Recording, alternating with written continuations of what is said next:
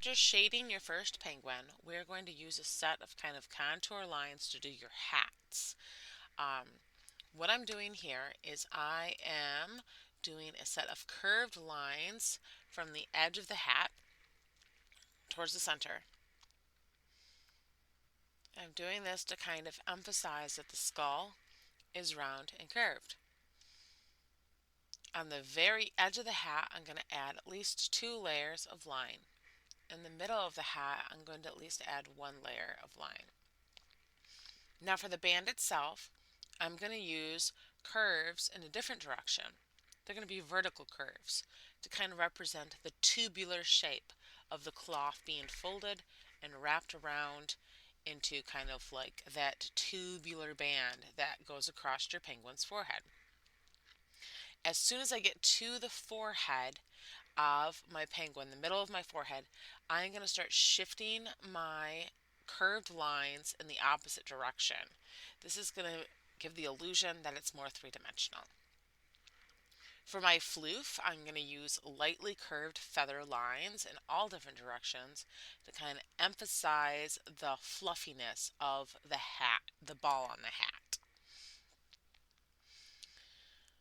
For penguin number 2, we are going to use the same formula as we did for penguin number 1, and we're going to keep our blacks nice and rich and dark. Now, to obtain this, you can either do a side diagonal hatch, like what I'm doing right now, or you can do a cross hatch to ensure that all the white spaces on your paper are covered. We're going to skip over doing penguin number 2 because we've already done penguin number 1 and the formula is the same. However, you can do this outside of class if you need to rewatch the formula for penguin number 1. Feel free to do so, but for editing purposes, we only have so much time to record and get things done for this class. Now that we have accomplished the shading for both penguins, we are going to start shading our sled.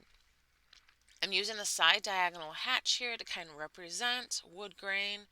I'm leaving some space between my lines to allow this to be kind of a light shade or color.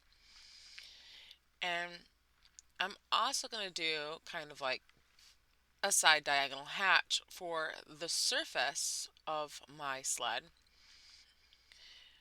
But I'm going to kind of make it so the lines are going in opposite directions. This will help separate them as two-dimensional planes. It will make something look more 3D. With that being said, I'm going to darken. I'm going to add 2 layers to my front panel here. But here I'm doing a crosshatch.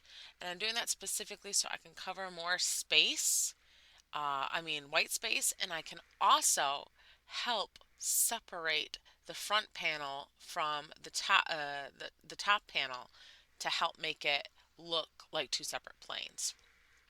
Let's use some long strokes here for our metal bearings on the bottom of our sled or our toboggan. And then we're going to use a separate stroke or separate shading pattern for these 2 front feet here. The 2 front feet are going to be lighter because they're more exposed to the light. So let's add an additional layer of darkness to the bottom of our feet and to the under legs of our toboggan. Don't forget, we might also want to help emphasize the underside of the front of our toboggan's kind of panel here, specifically because this side on the bottom is faced towards the ground and away from the sunlight. And you can do that by adding a very fine-tuned layer to the edge of that long rectangle. You could even help create a contact shadow by using a Sharpie. Contact shadow is when 2 objects come together and meet. So this will be where your legs are touching the snow and where your feet are touching the snow. And maybe just a little bit on the corners, if not the very bottom panel here, to help things pop and separate for your viewer. And that, my friend, is how you can use like 2D line strokes, varied different line strokes, to create a sense of three-dimensional texture.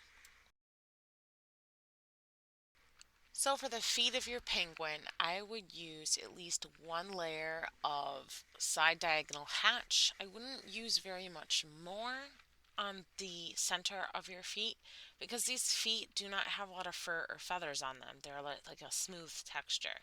I would, however, kind of add 2 layers of outline to the feet themselves to help them kind of pop from the sled and from your background.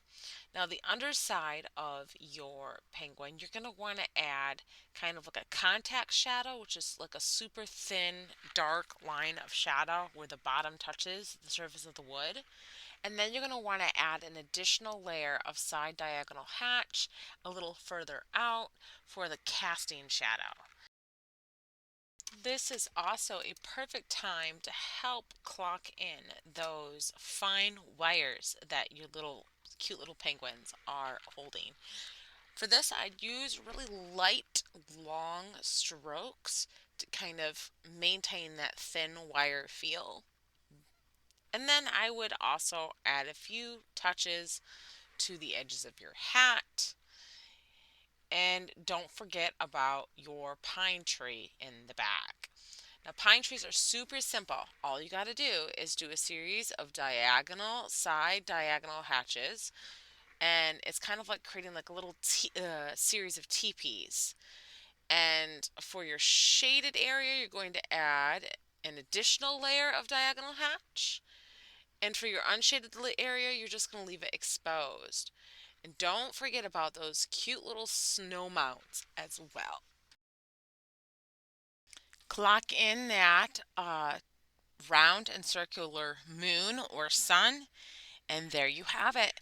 That is how you can create a set of penguins going sledding using pen and ink.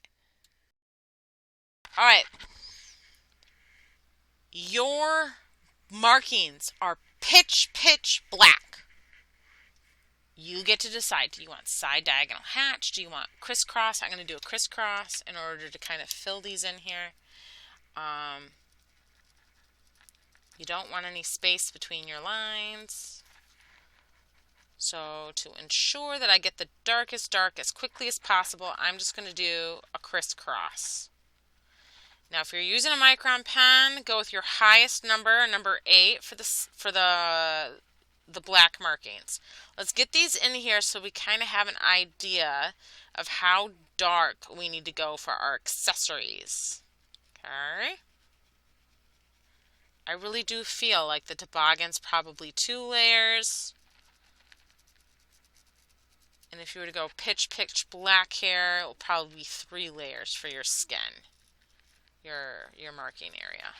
Now, if you want to use color, go ahead and use color. If you want to use colored pencil, marker, that's totally up to you. The shading theme would remain the same though. You would still get a nice, bold, rich, solid kind of shade using the crisscross technique with even marker if you wanted to. So whatever you choose doesn't matter as long as you kind of do, I don't know, 3 layers of crisscross on the body. Medium to hard pressure. If you wanted to do any shadows on the snow, I would only do 1 layer for your shadows on the snow, because snow is white. It's pretty what do you call it, absorbent when it comes to darkness because it's so light. So we're going to continue this throughout the entire body of our penguin. We want to make sure that the black part is super black all the way around. So I'm going to write a guideline here. So, body markings, I would do 3 layers, pitch black. And for your feet,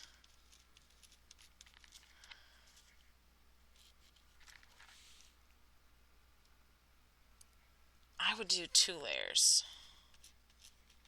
2 layers max. Feel free to block in using 1 layer and see how does it look. Do you like it? Do you want it to be darker? But don't add that secondary layer until you got your woodwork in and what have you, because you don't want to go too dark too quickly. All right, so I'm going to put feel it out. Dark brown.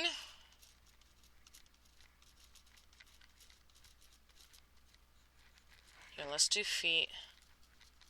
Let's do feet 1 layer, okay? Dark brown's 2 layers.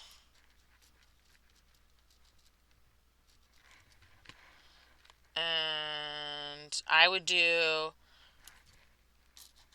feet. Both feet. Penguin.